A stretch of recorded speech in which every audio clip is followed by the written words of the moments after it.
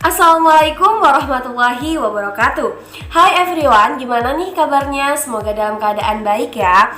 Oke, di video kali ini kami akan mempresentasikan hasil kerja kelompok kami dengan judul Pengaruh Aspek Internal dalam Perilaku Konsumen. Oh iya, sebelumnya perkenalkan, kami dari kelompok 4 yang beranggotakan saya sendiri, Maduri Diana Putri, NIM 19032110011. Saya Mutiara Amalia Putri, NIM 19 02 11 0008. Perkenalkan, saya Nurul Hotija, NIM 19031110017. Tanpa berlama-lama, mari kita simak videonya. Baik, di sini saya akan membahas mengenai fungsi dari mempelajari perilaku konsumen. Dalam mengenal karakteristik konsumen, mempelajari perilaku konsumen merupakan suatu hal yang cukup penting. Dikarenakan hal tersebut akan menjadi suatu perwujudan dari seluruh kegiatan manusia atau konsumen itu sendiri.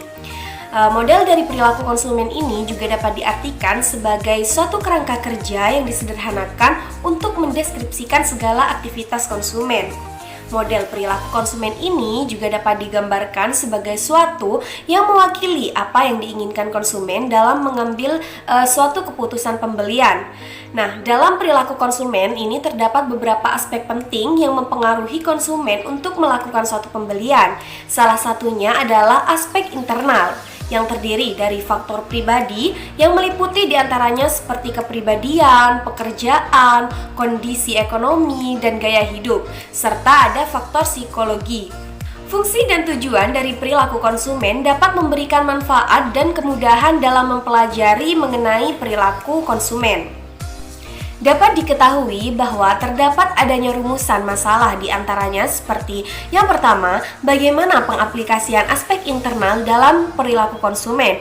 Yang kedua, bagaimana perbandingan antara jurnal utama dan jurnal pembanding implementasi aspek internal dalam perilaku konsumen. Berdasarkan rumusan masalah yang telah diperoleh, maka didapatkan suatu tujuan di mana yang pertama yakni untuk mengetahui pengaplikasian aspek internal dalam perilaku konsumen. Yang kedua adalah untuk mengetahui perbandingan antara jurnal utama dan jurnal pembanding implementasi aspek internal dalam perilaku konsumen.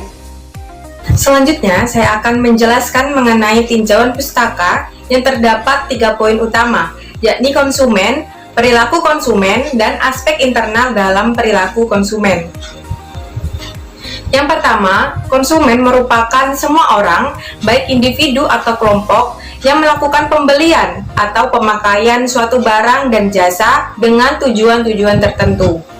Tujuan tersebut meliputi untuk memenuhi kebutuhan, keinginan pribadi, keluarga, orang lain, juga makhluk hidup lain tanpa menjualnya kembali. Menurut Asna Sution tahun 2001, konsumen terbagi menjadi beberapa batasan, yakni konsumen, konsumen antara, dan konsumen akhir. Pada pasal 4 Undang-Undang Perlindungan Konsumen juga terdapat hak dan kewajiban konsumen, yakni antara lain, yang pertama, konsumen mempunyai hak atas kenyamanan, keamanan, dan keselamatan dalam menggunakan barang dan jasa.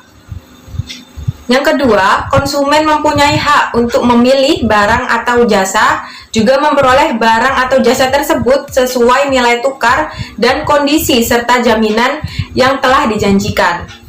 Yang ketiga, konsumen mempunyai hak memperoleh informasi yang jelas, benar, dan jujur mengenai situasi dan jaminan barang atau jasa yang telah ia beli. Yang keempat, konsumen mempunyai hak untuk didengar keluhan dan pendapatnya mengenai barang atau jasa yang ia beli atau gunakan. Yang kelima, konsumen mempunyai hak untuk memperoleh advokasi, perlindungan, serta upaya dalam menyelesaikan sengketa perlindungan konsumen. Yang keenam, konsumen mempunyai hak untuk memperoleh pendidikan dan pembinaan konsumen. Selanjutnya, yang kedua adalah mengenai perilaku konsumen. Menurut James F. Angel, perilaku konsumen merupakan suatu tindakan individu yang terlibat langsung dalam menggunakan barang dan jasa, juga termasuk tindakan pengambilan keputusan. Perilaku konsumen memiliki sifat yang dinamis, artinya perilaku atau sikap konsumen, organisasi atau masyarakat akan berubah sepanjang waktu. Menurut Kulsum tahun 2018, terdapat beberapa peranan dan manfaat dari pemahaman mengenai perilaku konsumen bagi produsen, yakni yang meliputi: yang pertama, dapat membantu mengetahui dan memahami perilaku, tindakan, pola pikir konsumen supaya produsen dapat memasarkan produknya dengan baik. Yang kedua, dapat membujuk dan merayu konsumen untuk mau membeli barang yang dijual oleh produsen. Ketiga, memahami dan mengetahui bagaimana konsumen dalam mengambil keputusan pembelian sehingga produsen dapat lebih mudah dalam membuat strategi pemasaran yang baik dan tepat untuk menjual produknya. Yang keempat, dapat memprediksikan tren pasar. Dan yang terakhir adalah dapat membantu meningkatkan daya saing dengan pesaing. Kemudian yang terakhir adalah mengenai aspek internal dalam perilaku konsumen. Aspek internal merupakan aspek yang berasal dari dalam diri seseorang atau individu. Aspek internal sangat berpengaruh dalam pengambilan keputusan pembelian oleh konsumen. Adapun beberapa aspek internal yang mempengaruhi perilaku konsumen adalah diantaranya seperti: yang pertama adalah motivasi. Motivasi merupakan dorongan keinginan yang berasal dari dalam pribadi seseorang atau konsumen untuk melaksanakan aktivitas tertentu serta dapat mencapai suatu kepuasan sendiri. Kepuasan yang dimaksud adalah seperti rasa ketidaknyamanan, rasa haus, lapar, ngantuk, dan sebagainya. Yang kedua adalah persepsi. Persepsi merupakan proses individu atau konsumen untuk memilih, mengolah, dan menginterpretasikan suatu informasi dalam bentuk gambaran, di mana setiap konsumen tentu akan memiliki persepsi yang berbeda-beda mengenai suatu produk. Ketiga adalah pembelajaran. Pembelajaran adalah perubahan atas tingkah laku individu yang muncul akibat dari pengalaman belajar. Dengan adanya pembelajaran akan menjadikan individu paham atas perolehan pengetahuan dan pengalaman. Sehingga jika konsumen menyukai suatu produk, tentu ia akan membelinya lagi. Yang keempat adalah kepribadian. Kepribadian ialah sifat seseorang yang akan menentukan tingkah laku serta pengambilan keputusan. Adanya suatu perbedaan dalam suatu kepribadian konsumen akan berdampak pada suatu perilakunya dalam mengambil keputusan pembelian, karena dengan hal tersebut konsumen akan membeli suatu barang atau jasa yang sesuai dengan aspek kepribadiannya masing-masing. Yang terakhir atau yang kelima adalah sikap. Sikap ialah suatu kondisi di mana jiwa dan pikiran seseorang telah dipersiapkan sehingga akan menimbulkan suatu respon terhadap suatu objek yang terdiri dari sikap positif ataupun sikap yang negatif. Sikap konsumen akan mempengaruhi bagaimana keputusan pembelian mereka serta dapat mengevaluasi seseorang akan suatu pola pikir terhadap sesuatu untuk disukai atau tidak. Nah baik, selanjutnya di sini saya akan menjelaskan mengenai pembahasan. Yang pertama ada pengaplikasian aspek internal dalam perilaku konsumen. Subjek penelitian pada jurnal yang berjudul Faktor-faktor yang mempengaruhi keputusan pembelian sayur dan buah di retail online adalah konsumen yang berbelanja sayur dan buah pada retail online dan tinggal di Jakarta. Tujuan penelitian ini adalah mengetahui faktor yang mempengaruhi keputusan pembelian dan besaran pengaruh faktor tersebut terhadap keputusan pembelian sayur dan buah di retail online.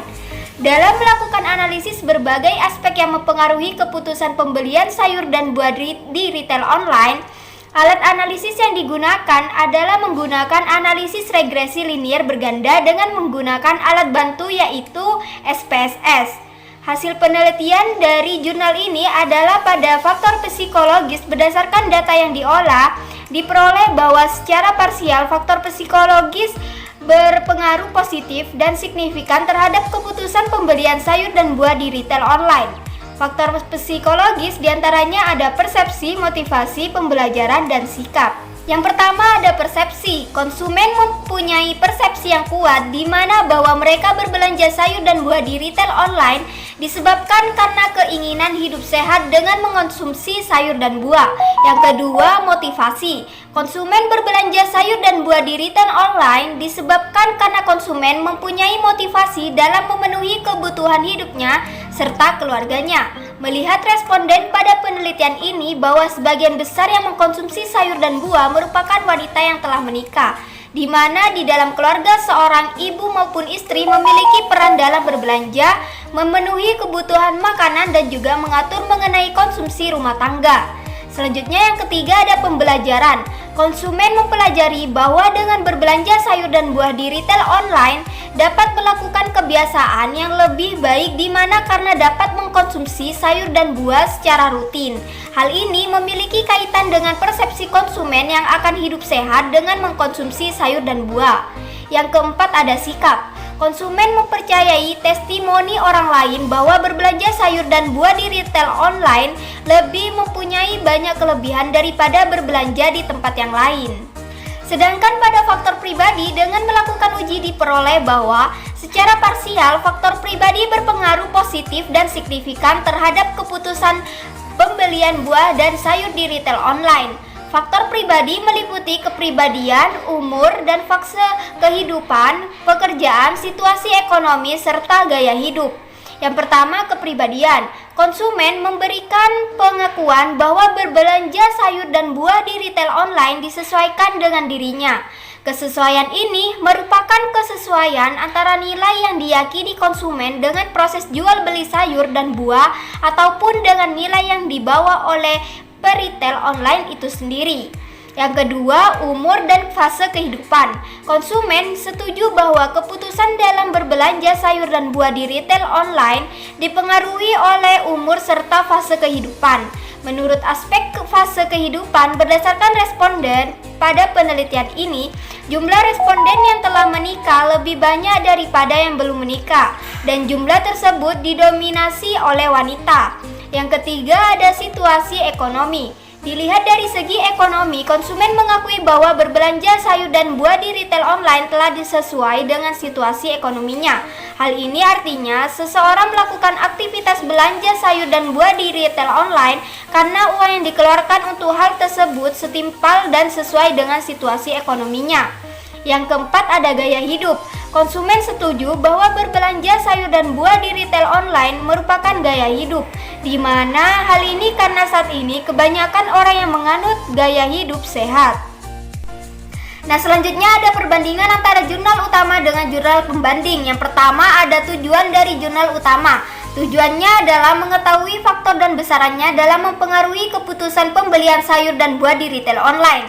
Sedangkan pada jurnal pembanding adalah analisis peran dan eksplorasi pengaruh faktor sosial, budaya, dan individu sebagai penentu sikap konsumen terhadap produk pangan organik. Perbedaan subjek pada jurnal utama adalah konsumen yang berbelanja sayur dan buah pada retail online dan tinggal di Jakarta. Sedangkan pada jurnal pembanding, kelompok konsumen kelas menengah berpendidikan pernah mengetahui makanan organik. Pada perbedaan metode, jurnal utama yakni analisis yang digunakan adalah regresi linier berganda atau SPSS. Sedangkan jurnal pembanding yaitu metode SEM atau Structural Equation Modeling. Melihat hasil mengenai aspek internal dalam perilaku konsumen, dapat dilihat bahwa penelitian yang dilakukan oleh Muhammad Najib dan kawan-kawan pada tahun 2021 dengan judul Penelitian Individual and Sociocultural Factor as Driving Force of the Purchase Intention for Organic Food by Middle Class Consumer in Indonesia sejalan dengan penelitian pembelian sayur buah di retail online atau jurnal utama. Penggunaan atribut yang dijadikan sebagai tolak ukur keputusan pembelian makanan organik seperti nasi, sayur, buah terdiri dari harga, kandungan gizi, aman dari bahan kimia, aspek, sensor, dan label sertifikasi. Penggunaan atribut yang paling penting adalah atribut harga dan nilai gizi, sebab konsumen di Indonesia menganggap bahwa makanan organik memiliki harga pasar yang cukup mahal. Sedangkan pada penelitian pembelian sayur buah di retail online tidak memiliki atribut yang dijadikan sebagai tolak ukur pembelian. Akan tetapi pada jurnal utama lebih berfokus pada aspek internal dalam perilaku konsumen yang meliputi faktor psikologis di mana diantaranya ada persepsi, motivasi, pembelajaran, dan sikap, dan faktor individu diantaranya kepribadian, umur, dan fase kehidupan, pekerjaan, situasi ekonomi, dan gaya hidup. Pada jurnal pembanding memiliki aspek internal yang serupa, yakni faktor pribadi dan psikologis yang bergerak pada sikap pada konsumen terhadap pembelian makanan organik. Dapat ditarik kesimpulan bahwa perilaku konsumen ini merupakan suatu hal yang penting dan harus dipelajari sebagai wujud dari kegiatan atau aktivitas konsumen itu sendiri, sehingga dapat mengetahui jiwa konsumen untuk memenuhi kebutuhan dan keinginannya. Perilaku konsumen ini juga dipengaruhi oleh berbagai aspek, diantaranya yakni aspek internal, di mana aspek internal tersebut meliputi faktor psikologis dan faktor individu. Faktor tersebut terbukti juga mampu mendorong sikap terhadap produk pangan organik. Untuk itu, selain memiliki produk yang berkualitas tinggi, aktivitas pemasaran pangan organik haruslah digerakkan untuk menstabilkan pangan organik sebagai bagian dari kehidupan para konsumen, khususnya yang berada di Indonesia. Nah, selain itu, penulis juga berharap untuk dapat menambahkan mengenai berbagai atribut tambahan agar dapat menggambarkan lebih detail aspek internal dalam perilaku konsumen. Selain itu, diperlukan adanya metode penelitian lebih lanjut terkait aspek internal dalam perilaku konsumen sebagai salah satu cara memaksimalkan bagaimana konsumen itu dapat mengambil keputusan dalam membeli suatu produk atau jasa yang diinginkan. Mungkin cukup dengan apa yang telah kami sampaikan, dengan harapan apa yang kami sampaikan teman-teman bisa memahaminya dengan cukup baik. Nah, saya juga berterima kasih kepada teman-teman yang telah menyimak dan mendengarkan. Semoga dapat berjumpa di lain waktu ya. Terima kasih. Wabillahi taufiq wal hidayah. Assalamualaikum warahmatullahi wabarakatuh.